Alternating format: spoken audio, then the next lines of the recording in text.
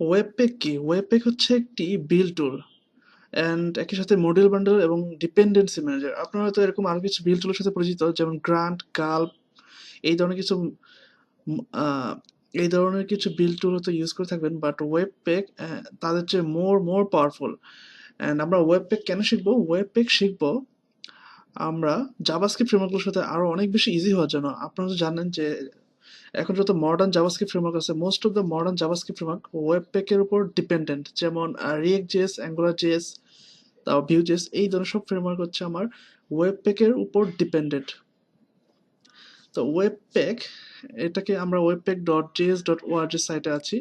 এখানে তারা বলছে bundle your styles, bundle your asset, অর্থাৎ আমাদের এখানে বিভিন্ন প্রত্যেকটা মডিউলকে আমরা বান্ডেল করব এবং স্ট্যাটিক অ্যাসেটে কনভার্ট করবো। আমাদের এখানে এইচবিএস অর্থাৎ হ্যান্ডেল বার থাকতে পারে, তারপর আমাদের জাভাস্ক্রিপ্টগুলো নট অনলি একটা ফাইলে না করে আমরা মডিউলারাইজ করতে পারি, অর্থাৎ ভেঙে ভেঙে আলাদা ফাইলে করতে পারি।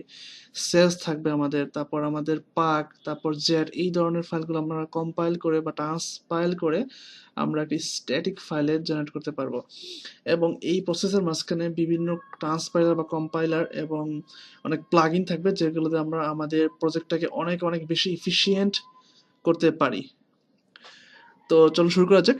ওয়েবপ্যাক নিয়ে শুরু করার আগে, এটা যেহেতু একটি এনপিএম, একটা নুড মডিউল বা একটি নুডের একটি প্রজেক্ট, সো আমাদেরকে পিসিতে অবশ্যই নুড থাকতে হবে। তো এটা করার জন্য আপনি জাস্ট ব্রাউজারে চলে যাবেন, লিখবেন node.js.org, যদি আমি ভুল না হয়, node.js.org। ওকে, ঠিক। এখান থেকে আপনি এটা ডাউন করতে পারেন অথবা এটা ডাউন করতে পারেন। এটা রিকমেন্ডেড ফর মোস্ট ইউজার্স। তো এটা ডাউন করে নর্মাল একটা সফটওয়্যার মতো ইএক্সি ফাইল দিবে, নেক্সট নেক্সট নেক্সট দিয়ে আপনি ইনস্টল করে ফেলবেন। দেন এটা যদি ঠিকঠাক মতো ইনস্টল হয়, আপনি আপনার কমান্ডার বা টার্মিনালে গিয়ে যদি লেখেন node-b, যদি এরকম দেখতে পান কিছু একটা, অথবা যদি বলে যে নোড কমান্ড ডাজেন্ট রিকগনাইজ বা এই ধরনের কোনো ইরর মেসেজ, তাহলে বুঝতে হবে যে আপনার নোডটা ইনস্টল হয়নি। আমি যেহেতু এরকম কোনো ইরর পাইনি, এবং সো আমি নোডটি আমার পিসিতে ঠিক মতো ইনস্টল করতে পেরেছি। তো এখন ওয়েবপ্যাক নিয়ে কাজ করার আগে আমাকে এখানে কিছু তারা কনফিগারেশন অ্যাপজেস, তারপর কীভাবে এই স্ক্রিপ্টগুলোকে কনফিগার করব, এখানে কিছু দেওয়া আছে এবং ডকুমেন্টেশন আছে। আমি আস্তে আস্তে সবগুলা আসবো আস্তে আস্তে। তো চলো, প্রথমেই আমি এখানে একটি ফোল্ডার নিয়েছি, একটি এমটি ফোল্ডার। তো এইখানে আছে আমি ওয়েবপ্যাক নিয়ে কাজ করবো, আমার একটা প্রজেক্ট এখানে সাজাবো। তো এটা করার জন্য শুরুতেই আমাকে npm init করতে হবে, npm কে ইনিশিয়ালাইজ করতে হবে। npm init লিখে যদি আপনি এন্টার দেন, আপনাকে কিছু কোশ্চেন এখানে জিজ্ঞেস করবে। তো বাই ডিফল্ট হচ্ছে তারা প্যাকেজ নেম, আপনার ডিরেক্টরির নামই তারা হচ্ছে আপনার তারা প্যাকেজের নামটা নিয়ে গেছে। আমি এটাকে রাখলাম। দেন ভার্সন এটাই রাখলাম। তারপর গিট রিপোজিটরি, আপনার প্রজেক্টে যদি কোনো গিট রিপোজিটরি থাকে সেটার লিঙ্ক এখানে দিয়ে দিতে পারেন। তারপর কিওয়ার্ড দিতে পারেন, লাইসেন্স এমআইটি বা আপনি চেঞ্জ করতে পারেন। তারপর সব কিছু যদি ঠিকঠাক মতো থাকে, তাহলে আপনি ইয়েস দিয়ে এন্টার দেবেন।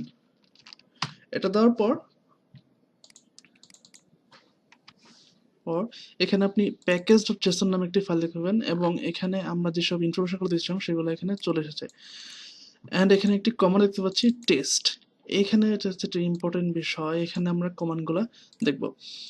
তো এগুলো আপনারা হয়তো যারা মোটামুটি জাভাস্ক্রিপ্ট ফ্রেমওয়ার্কটা কখনো ধরেছিলেন বা কখনো কাজ করেছেন, যারা যারা জানেন যে এরকম, যেমন ভিউজেসে এরকম কমান্ড দিতে পারে, npm run serve, এই ধরনের এই কমান্ডগুলো আমার থাকবে হচ্ছে এই স্ক্রিপ্টের ভিতরে। এখানে বাই ডিফল্ট একটি টেস্ট স্ক্রিপ্ট করা আছে, তো চলুন এটা টেস্ট করি। তো আমি যদি আমার প্রজেক্টে গিয়ে লিখি npm run test, এটা দেওয়ার পর এই যে দেখতে পাচ্ছি এখানে error no test specified and then 1, অর্থাৎ এখানে যেটা ছিল সেটা কিন্তু এখানে দেখাচ্ছিল। আচ্ছা, তো আমাদের প্যাকেজ.json আমি এখানে হয়েছে, কিন্তু আমাদেরকে এখন নামাতে হচ্ছে ওয়েবপ্যাক। ওয়েবপ্যাকটাকে ডাউনলোড করার জন্য আমরা নোট ইউজ করে ডাউনলোড করবো। ওয়েবপ্যাক ডাউনলোড করার জন্য বা আমাদের প্রজেক্টে ইনস্টল করার জন্য আমরা লিখবো হচ্ছে npm install ওয়েবপ্যাক, তারপর ড্যাশ ড্যাশ সেভ ডেভ, অর্থাৎ এটা একটা ডেভেলপমেন্ট ডিপেন্ডেন্সি। তো এগুলো নিয়ে সব ভয় পাওয়ার কারণ, ডেভেলপমেন্ট ডিপেন্ডেন্সি মানে কি বা এগুলো এটা কেন লিখছি সব আস্তে আস্তে বুঝে যাবেন সঙ্গে থাকলে। এটা npm install webpack savedep এটা দিতে পারেন, অথবা একটা ড্যাশ দেন ক্যাপিটাল ডি। আমি নর্মালি এটা ইউজ করি, savedep। এটা লিখে এন্টার দেওয়ার পর কিছুক্ষণ ওয়েট করতে হবে এবং অনেকগুলো ফাইল ডাউনলোড হবে আপনার প্রজেক্টে। অ্যান্ড আপনার এখানে নোট মডিউল নামে একটি ফোল্ডার আসবে এখানে।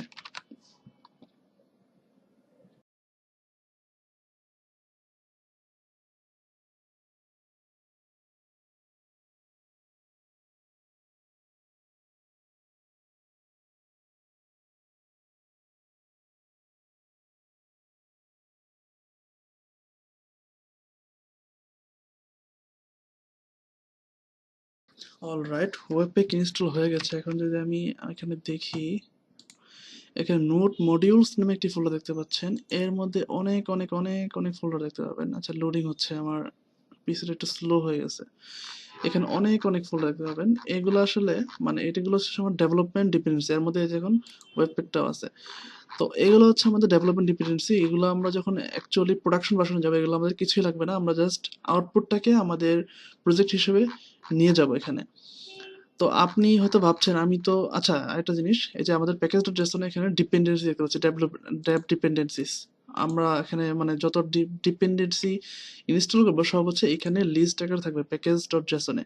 এখন আপনি তো ভাবছেন যে আমি তো একটা মাত্র প্যাকেজ ইনস্টল দিলাম ওয়েবপ্যাক, তাহলে এতগুলো প্যাকেজ কেন ডাউনলোড হয়? এর কারণ হচ্ছে, মনে করুন আমি এখানে ওয়েবপ্যাকটাকে ইনস্টল দিলাম, এখন ওয়েবপ্যাক তো সে হচ্ছে নিজেও 4-5টা প্যাকেজ ইউজ করলো, যেমন ইউআরএল, ইউটিল, ইউআরএল, এটা কি, ডেপ্রিকেট, এই ধরনের 4-5টা সে প্যাকেজ ইউজ করলো। এখন সেই প্যাকেজগুলো হচ্ছে আরো এরকম 4-5টা প্যাকেজের উপর ডিপেন্ডেন্ট। এখন তারাও মনে করেন আরো কিছু প্যাকেজের উপর ডিপেন্ডেন্ট। এরকম ডিপেন্ডেন্ট করতে করতে করতে করতে এতগুলো ফাইল হয়ে যায়। তো এগুলো নিয়ে আসলে আমাদের মাথা ব্যথা করার দরকার নেই, কারণ আমরা হচ্ছে জাস্ট কম্পাইল আউটপুটটাকে আমরা প্রোডাকশন ভার্সনে হিসেবে নিয়ে যাবো এবং ওটা নিয়ে হচ্ছে আমরা আমাদের লাইভ সার্ভার নিয়ে যাবো। এগুলো শুধুমাত্র আমাদের ডেভেলপমেন্ট হেল্পার হিসাবে কাজ করবে এগুলা। তো হয়ে গেল। এখন মনে করুন এখানে আমি একটি ফাইল করি, একটা ডিরেক্টরি করি src, অ্যান্ড এর মধ্যে আমি একটি ফাইল করি app.js। ওকে, অ্যান্ড এখানে আমি একটা কিছু লিখি, সাপোজ অ্যালার্ট,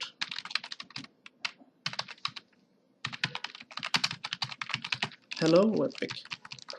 ওকে, এখন আমি আমার প্যাকেজ ডট জেসনে নতুন একটি স্ক্রিপ্ট রেজিস্টার করব। এখানে আমি একটি নতুন স্ক্রিপ্ট দেই, সাপোজ ট্যাব, এবং এখানে লিখলাম ওয়েবপ্যাক। তো ওয়েবপ্যাকের কাজ হচ্ছে আমাকে এখানে প্রথম লিখলাম ওয়েবপ্যাক, দেন হচ্ছে আমার সোর্স। তো আমার সোর্স হচ্ছে এসআরসি, তার ভিতরে হচ্ছে আমার এসআরসি, তার ভিতরে হচ্ছে আমার অ্যাপ ডট জেস। এখন এটাকে কম্পাইল হয়ে এটা আউটপুট যাবে অন্য একটি ফোল্ডারে। ফোল্ডারটা এখন নাই, সেটা হচ্ছে সে ক্রিয়েট করবে। যেমন ডিস্ট, সবাই সাধারণত এই নামই দেয়, ডিস্ট স্ল্যাশ, সাপোজ আমি এখানে দিলাম app dot bundle dot JS. Okay, এখন যদি আমি টার্মিনালে গিয়ে যদি লিখি npm run dev, এই কমান্ডটা দেওয়ার পর দেখুন এই স্ক্রিপ্টটা রান হলো এবং এখানে বলা হচ্ছে যে app.bundle.js এটা ইমিডিয়েট অর্থাৎ নির্গত হয়েছে এটা, আর এটা বিল্ড হয়েছে, এটা। ওকে, এখন এখানে দেখতে পাচ্ছি নতুন একটি ডিরেক্টরি হয়েছে এবং হচ্ছে app.bundle.js। তো আপনি চিন্তা করছেন যে আমি তো একটা মাত্র লাইন লিখলাম অ্যালার্ট, এর জন্য এতগুলা কোড কেন? আমার কোডটা এই যে এখানে। তো আপনি যখন আমার এতগুলো কোড দরকার কি মানে এতগুলো কোড আসলে দরকার আছে ওয়েবপ্যাকের দরকার, আমাদের দরকার না। তো ওয়েবপ্যাকের সুবিধাগুলো পাওয়ার জন্য আমাদেরকে এই জিনিসগুলো থাকতে হবে। এগুলো বলতে পারেন বুট স্ট্র্যাপিং বলতে পারি এগুলোকে। তো এইগুলো আসলে খুব বেশি কোড না, এখানে কত কোড, 68 লাইন। তো যখন একটা মিনিফাই হবে আসলে কিন্তু খুব বেশি কোড না, বাট এই জিনিসগুলো আমাদের লাগবে ওয়েবপ্যাকের সুবিধাগুলো ইউজ করার জন্য। তো আমি এখানে একটি রুটে একটি ফাইল করি, একটা HTML ফাইল করে ফেলি, index.html, এবং এইখানে আমি আমার আউটপুটের যে ফাইলটা ছিল ডিস্টের ভিতরে যে app.bundle.js-টাকে সেটাকে এখানে আমি কল করব। তো এটার জন্য script src dist slash app.bundle.js, তো এটাকে আমি রান করব। দেখতে পাচ্ছি আমাদের এখানে অ্যালার্ট এসছে। এটা আসলে খুব বেশি অবাক হওয়ার মতো কিছু নেই, বা এখানে এক্সাইটিং কিছুই নেই। এক্সাইটিং বিষয়গুলো আসবে সামনের ভিডিওগুলোতে, তো অপেক্ষা করতে থাকুন। তো আমি এখানে এটা দিয়ে দিলাম, অ্যান্ড আরেকটি স্ক্রিপ্ট লিখতে পারি, সাপোজ প্রড। এখানে দিলাম আমি, এক কাজ করি আমি এটাকে কপি করি, এখানে দিলাম ড্যাশ পি, তার মানে হচ্ছে প্রোডাকশন। এখন আমি আরেকটা কমান্ড দিই, npm run prod। আমাদের প্রোডাকশন ভার্সন জেনারেট হলো, এবং এখন যদি আমি এখানে যাই দেখবো সব মিনিফাইড। ওকে, তো আমরা যখন আমাদের প্রোডাকশনটা হয়ে গেছে, তো আমরা আমাদের প্রজেক্টে নিয়ে যাবো শুধুমাত্র এইটা অ্যান্ড ডিস্ট, এটা হচ্ছে আমাদের প্রোডাকশন নিয়ে যাবো, আর বাকিগুলো হচ্ছে আমাদের হেল্পারের জন্য। এখানে অনেক অনেক ফাইল, এগুলো আমাদের কোনো দরকার নেই, এগুলো জাস্ট আমাদের মানে হেল্পার হিসেবে ইউজ করেছি এখানে। তো এটাকে অ্যান্ড এটাকে নিয়ে যাবো, এটাকে কপি করে সাপোজ আমি অন্য কোথাও নিয়ে যাই, যেমন টেস্ট। তো আমাদের প্রজেক্ট হবে এরকম, যেমন আমরা যখন কাজ করব নোট প্রজেক্টে, আমাদের অনেক অনেক অনেক অনেক ফাইল হবে। যখন আমরা প্রোডাকশনে যাব, জাস্ট আমাদের একটা বা দুইটা ফাইল থাকবে, এবং সব সব হচ্ছে কম্বাইন আকার থাকবে। এটাই হচ্ছে আমাদের ওয়েব প্যাকের মেইন পাওয়ার। এটা হচ্ছে আমাদের প্রজেক্ট রান করলাম এই। ওকে, তো আশা করি ওয়েব প্যাকের বেসিক একটা কনসেপ্ট দিতে পেরেছি, অ্যান্ড আস্তে আস্তে আমরা প্রত্যেকটা জিনিস, ইচ অ্যান্ড এভরিথিং, প্রত্যেকটা কনফিগারেশন, আমরা যদিও প্র্যাকটিক্যাল প্রজেক্টে এভাবে কাজ করবো না, এটার জন্য আলাদা একটা কনফিগারেশন ফাইল থাকবে ডেডিকেটেড, webpack.config.js।